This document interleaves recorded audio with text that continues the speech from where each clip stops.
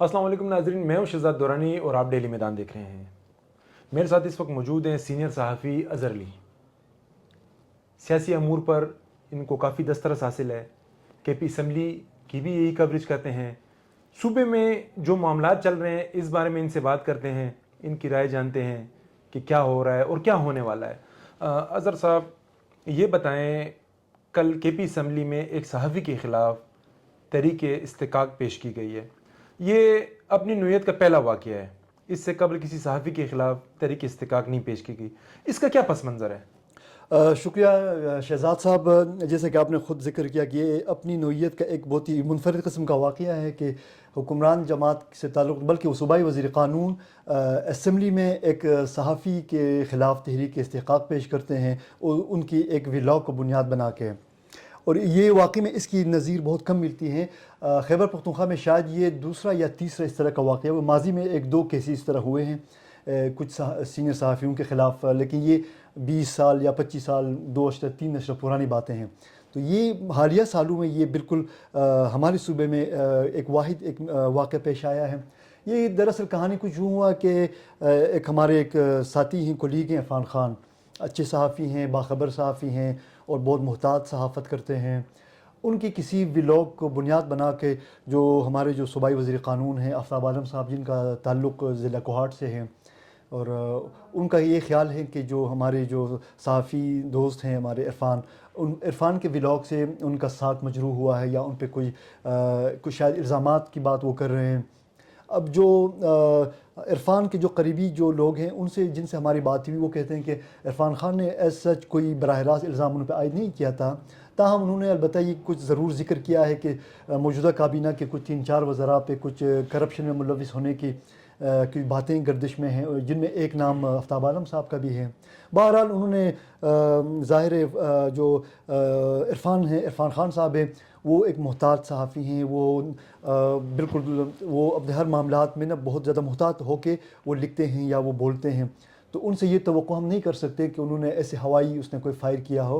लाज़िमन उनके पास कोई इन्फॉर्मेशन होगा, किसी ख़बर की बुनियाद पर, किसी मालूमात की बुनियाद पर उसने बात की है। अब दूसरा इसी तरह पे सेम ये जो वज़ीर क़ानून साहब हैं, इनके पास भी ये इनके फ़ोरम हैं। जब हुकूमती MPs, चाहे वो हुकूमत से हो, अपोजिशन से हो, वज़ीर हो, जो भी हो, उनको जब वो कहीं समझते हैं कि उनका इस्तिक़ाक़ मजरूह हुआ है, किसी सरकारी डिपार्टमेंट में हुआ है या किसी भी और कोई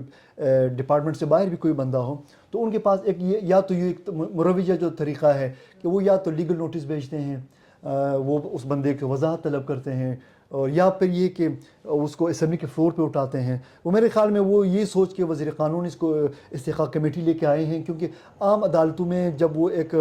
लीगल नोटिस का एक मामला होता है ना, वो जवाब दर जवाब में होता है, फिर वो जब अदालत तक पहुँचते पहुँचते उसमें साल हर साल गुजर जाते हैं और उस तरह के मुकदमात का जो फैसले भी नहीं आते। तो मेरे ख़्याल में उसने ये सोच समझ कर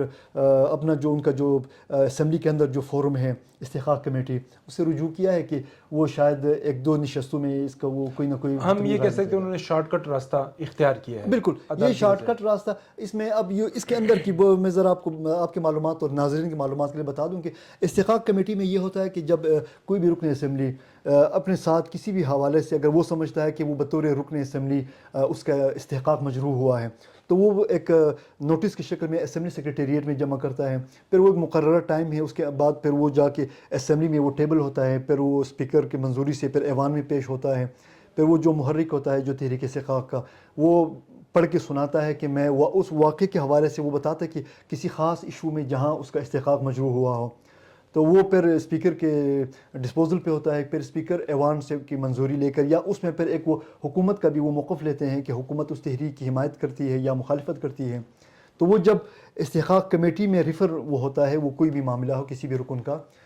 इस्तिक़ाक़ कमेटी का जो कंपोजिशन है वो चेयर उसको करता है सूबाई असम्बली का डिप्टी स्पीकर, और मौजूदा जो खातून डिप्टी स्पीकर हैं तो वो मोहतरमा ये चेयर करेगी। उसमें फिर महकमे क़ानून के भी उसमें नुमाइंदे होंगे, लॉ मिनिस्टर उसका रुकन होता है, और फिर एडमिनिस्ट्रेशन के नुमाइंदे उसमें होते हैं। ये मतलब कुछ अरकान असम्बली भी इस्तिक़ाक़ कमेटी के मेंबर होते हैं। वो बैठते हैं, फिर वो बुलाते हैं, वो जिसके ख़िलाफ़ वो इल्ज़ाम है, जिसके ख़िलाफ़ तहरीक वो पेश की गई है, उसको भी बुलाते हैं, उसको भी सफाई का मौका देते हैं। لیکن چونکہ اب کی بات جو ہے چونکہ ایک صحافی کا ایشو ہے تو اب دیکھتے ہیں کہ جب استحقاق کمیٹی اس ایشو کو لے کے جب وہ بیٹھتے ہیں تو وہ کیا طریقہ کار وہ اختیار کرتے ہیں. کیا وہ صرف ان کا جو روایتی طریقہ کار ہے کہ جو متاثرہ جو رکن اسمبلی ہے جس نے تحریک پیش کی ہے اس کے ساتھ اور اس کے جس شخص کے خلاف وہ تحریک استحقاق پیش کی گئی ہے ان دونوں کو بلا کے وہ کرتے ہیں, یا چونکہ یہاں اب پہ بات میڈیا کی آزادی کا بھی ہے, پھر بات بہت سارے صحافتی اصولوں کا بھی ہے, تو ممکن ہے کہ اس دفعہ جو استحقاق کمیٹی ہے جو خیبر یونین آف جرنلسٹ کے نمائندے کی بھی بلائے یا جو پارلیمانی رپورٹر ایسوسی ایشن ہے اس کی جانب سے بھی کسی کو بھی نمائندگی کا موقع دے, تو یہ بھی آنے والے دنوں میں صورتحال کھل کے سامنے آئے گا. اچھا اظہر صاحب, اس وقت پی ٹی آئی میں بہت سے معاملات چل رہے ہیں. پنجاب اور خیبر پختونخوا کے جو M P As M N As ہیں ان میں بھی کچھ کشیدگی ہے. پنجاب کے جو M N As M P As ہیں ان کے ذہنوں میں یہ تاثر ہے کہ پی ٹی آئی پہ خیبر پختونخوا کا ہولڈ ہے, تو اس بارے میں بتائیں کہ آیا اس میں کس حد تک صداقت ہے اور یہ معاملات کس طرف جا رہے ہیں؟ شہزاد صاحب, تحریک انصاف کے اندر یہ اسپیشلی 8 فروری 2024 کے انتخابات کے بعد سے لے کر اب تک کی صورتحال کو ہم دیکھیں, بلکہ اس سے پہلے بھی تقریباً ایک تاثر ہمیں نظر آ رہا تھا کہ اس میں جو اسپیشلی خیبر پختونخوا میں جو چیف منسٹر کے منصب پہ جو پہنچتا ہے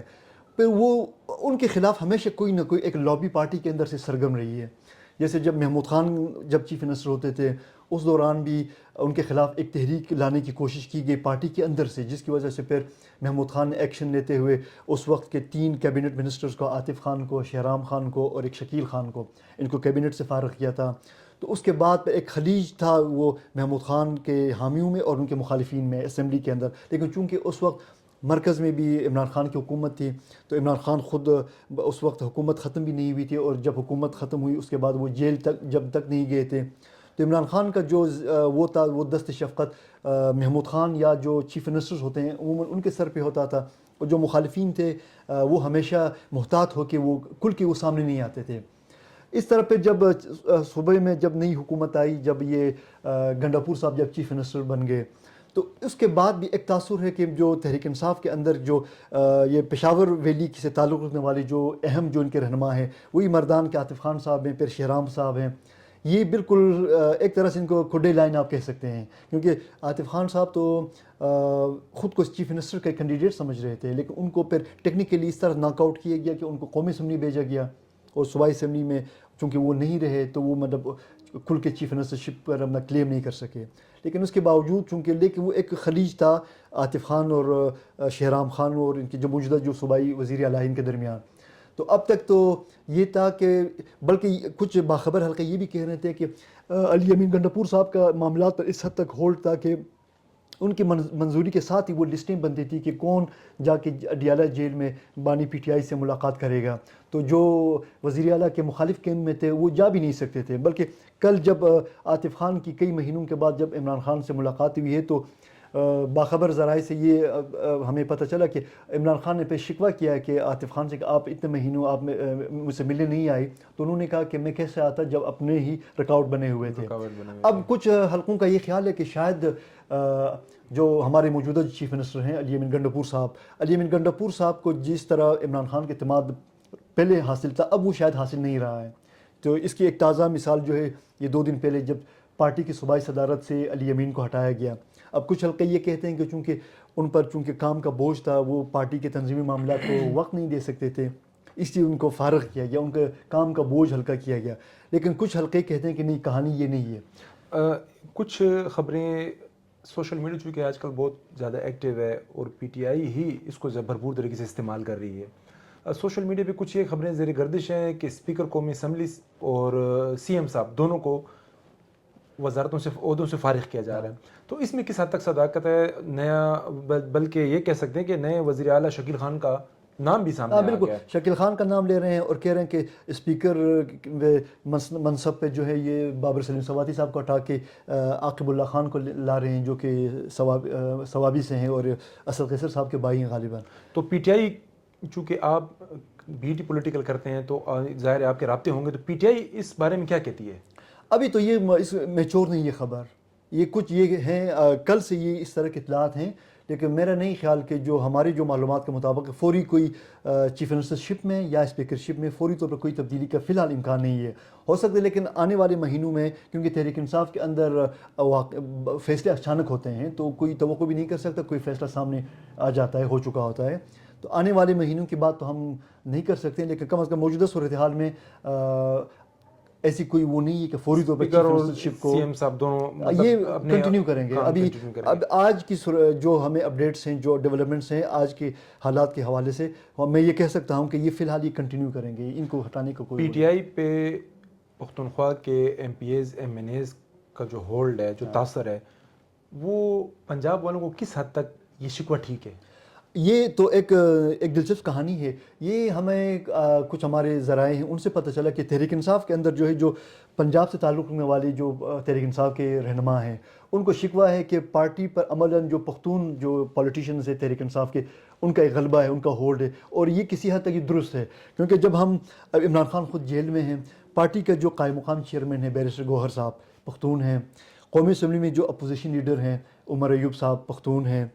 پارٹی کے جو مرکزی جو سیکرٹری جنرل ہیں وہ صرف وہ پنجاب سے ہیں. اس کے علاوہ جو پارلیمانی لیڈر قومی اسمبلی میں ہیں زرتاج گل صاحبہ پختون ہیں. تو صرف ایک پھر دوسرا جو پنجابی رہنما کے پاس جو عہدہ ہے سیکرٹری اطلاعات کا ہے، تو وہ کہتے ہیں کہ یہ جو اہم عہدے ہیں، بلکہ اب تو پبلک اکاؤنٹس کمیٹی کا جو عہدہ ہے یہ جنید اکبر صاحب کو ملا، جو کہ مالاکنڈ سے ایم این اے ہیں. تو جو پنجابی جو رہنما ہیں پی ٹی آئی کے، ان کا خیال ہے کہ پارٹی پر عملاً یہ جو پختونخوا سے تعلق رکھنے والے پولیٹیشنز ہیں ان کا ہولڈ ہیں، اور یہ پنجابی رہنماؤں کو یہ آگے آنے کا موقع نہیں دے رہے ہیں. لیکن یہ کافی حد تک اس میں یہ ایک ٹکراؤ کی صورت بن رہی ہے. اب چونکہ عمران خان صاحب خود جیل میں ہیں، تو کچھ ہلکے ایک نئی اسٹوری پر تھیوری پہ بھی بات کر رہے ہیں کہ شاید پارٹی کے ایک سینئر سیاستدان کو تحریک انصاف میں لانے کی کوششیں ہو رہی ہیں، اور ان کو لانے کے بعد پھر یہ کہ ابھی میں اس رہنما کا نام نہیں لوں گا کیونکہ فی الحال یہ میرے خیال میں میچور نہیں ہے. تو لیکن ہمارے کچھ دوستوں سے کچھ سورسز سے بات ہوئی، وہ کہہ رہے ہیں کہ ایک اہم جو کہ بہت ہی ایک گرو مانا جاتا ہے سیاست کا، ان کو لانے کی تیاری ہو رہی ہے. ان کو تحریک انصاف لا کے پھر تحریک انصاف پر ان کو وہ بنا کے لیڈر بنا کے ان کو وہ کیا جائے گا. تو اس طرح کی بھی ایک وہ ہیں، لیکن یہ آنے والے وقتوں میں سب صورتحال کلیئر ہو جائے گا. یہ جو صورتحال ہے پنجابی اور پختون کی، اس سے پی ٹی آئی کو کس حد تک نقصان پہنچنے کا امکان ہے؟ ظاہر بات ہے جب تحریک انصاف دن بدن پر کمزور ہوتا جائے گا. یہ ایسی صورتحال ہے کہ جو پارٹی میں پی ٹی آئی جو ہے عمران خان سے شروع ہوتا ہے، عمران خان پہ ختم ہوتا ہے.